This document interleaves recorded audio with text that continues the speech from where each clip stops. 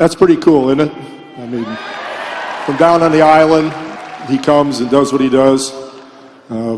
We all know now he was a swimmer and was probably going to be an Olympian, and things changed as the weather changed. But my time with him begins after Coach had him, and we all need to thank Coach for delivering a product to San Antonio that was already baked in the oven. We didn't have to do much because of what Coach Odom did at Wake Forest, and that's not an exaggeration, that's the truth. Timmy was very, very ready to go when he got here. When I first met him, well, after we drafted him, which was really a tough decision. Your cat or your dog at your house could have made that decision. I mean, you don't have to be very smart. But I decided to go down to the island and see who this guy was and to see if we were going to click and just how things would go. And I learned very quickly who he was. He could have told me that as soon as you get there and get in your rental car, that everybody drives on the other side of the road. But he neglected to tell me that. So I almost died 2 or 3 times just getting to his house. And then we lived on the beach for a few days. And we swam, and we talked. And from that moment, I knew that he was a special individual because he basically talked about everything but basketball.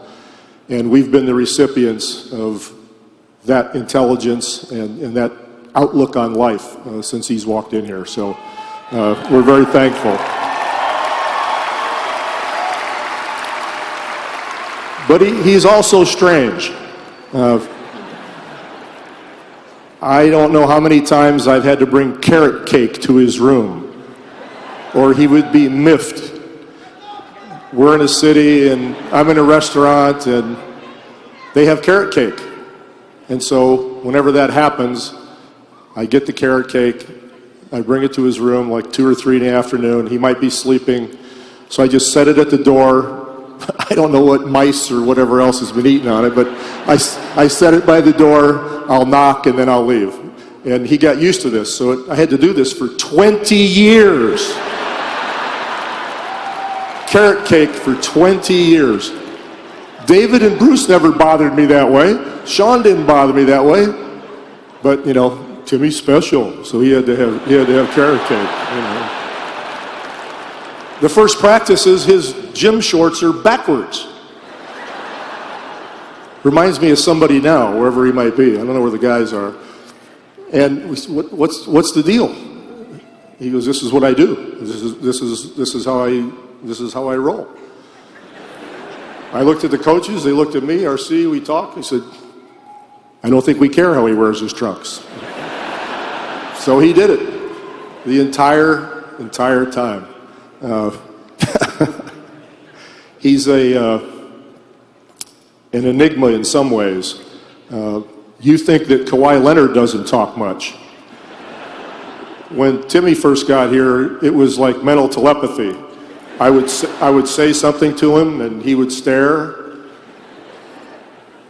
The same stare that Tony gets on the court, and I wasn't sure if he was paying attention, but you know, he was a great collegian and played at a great program, so I'm figuring he understands what I'm saying. And finally, I realized that he understood everything I was saying, probably agreed with about half of it, but he's so respectful that he wouldn't say anything until later.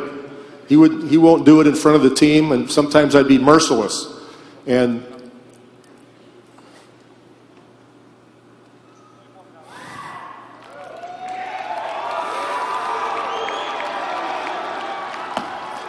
for that, I'm really thankful because you allowed me to coach the team. If your superstar can take a little hit now and then, everybody else can shut the hell up and fall in line. And that man did that for me. He allowed me to coach. There was something I was going to say there and I forgot. Timmy, did you get my card? He had some things in here he wanted me to say. Oh, yeah. I remember this one. So now his first contract is up. Everybody remembers this, all the talk about going to Orlando. Oh, and he played it up. He played it up really well. He's, the water, and it's just like St. Croix, and I'm going to have a boat, and I'm going to do this, and I'm going to do that. I said, we got the San Antonio River. Come on. We got boats. We got boats. So I can remember late nights in my backyard till, 1 and 2 in the morning sometimes, sitting there talking, what are you going to do? What are you going to do? What are you going to do with the team, Pop? And what do you, Timmy? Back and forth. So finally, he made a decision after putting me through the grinder for what seemed like an eternity. He came over one night. True story. Don't you even try to deny it. True story. He thinks it's funny. He walks in, he says, Pop, before we sit down, I got to just tell you I'm going to go to Orlando.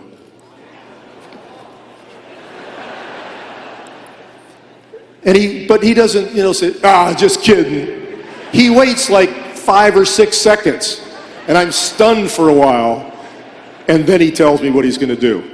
I think I jumped up in his arms and hugged him or whatever I did. I don't remember. But these are the things that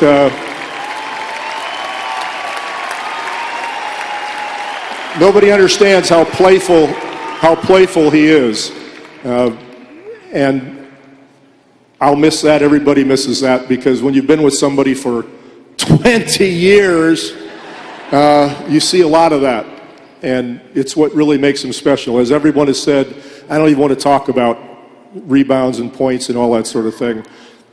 This individual made it possible for everybody we brought in through the years to be part of this culture and be part of this program. And he's demanding. He's very demanding. I mean, I can remember when Manu Ginobili came, Timmy was not impressed. Huh? See? Timmy was, I remember this stuff, Timmy. He was, because I was saying, hey, we got a guy coming. Timmy, you're not going to believe this. The blah, blah, blah. He does this. He can do this. He's got the heart of a lion. He can blah, blah. Yeah, okay, Pop, sure. When we see it, we'll see it. So what happens? Manu comes, and the minute he gets here, he has a bad ankle. And he looks like RC and I as a player. He doesn't look that good. And Timmy just kind of looks at me like, yeah, okay, that's Ginobili. Great, Pop. So, as luck would have it, we finally decided to sit Manu and wait till January, make sure he got healed. And when he came back in January, he was a monster. But Timmy's never said thank you, or I was wrong, or I don't remember anything like that. Maybe later on tonight, maybe you'll admit that. I don't know. But as everybody said, his empathy, his ability to make people welcome and lead quietly, but with dignity and gravitas, made him special beyond most anybody that you can imagine. And the last comment I'm going to make before, I promised I wouldn't use this tissue, so I'm not going to do it. This is the most important comment that I can make about Tim Duncan, that I can honestly say to Mr. and Mrs. Duncan,